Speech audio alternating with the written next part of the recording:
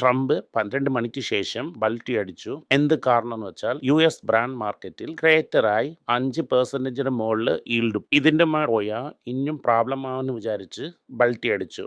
ഒരു total surrender to markets.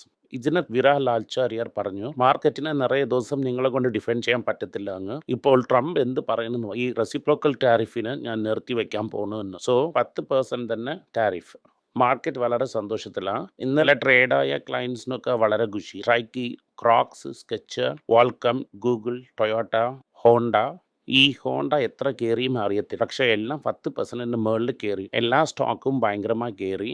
Japan ഇന്ന് രാവിലെ 8% ഫാൾ ആയിട്ടുണ്ട്. എല്ലാ ജാപ്പനീസ് സ്റ്റോക്കും ലോസായി. ഈ അപ്പൂപ്പൻ്റെ സ്റ്റോക്കിനും ലോസ്. ട്രേഡർ പറഞ്ഞത് കേട്ടവർക്കൊക്കെ വളരെ കൊണ്ടാട്ടമാണ്. പക്ഷേ ഇതുകൊണ്ട് നിന്നില്ല. മഹാവീർ ജയന്തി, അതുകൊണ്ട് മാർക്കറ്റ് ക്ലോസ് ആയിട്ടുണ്ട്. ഇനി ഈവനിങ് TCSന്റെ റിസൾട്ട് വരും. ഈ TCSന്റെ റിസൾട്ട് വെച്ചാൽ തന്നെ ഈ മാർക്കറ്റ് എങ്ങനെ മൂവ് ആവുമെന്ന് പറയാൻ പറ്റും.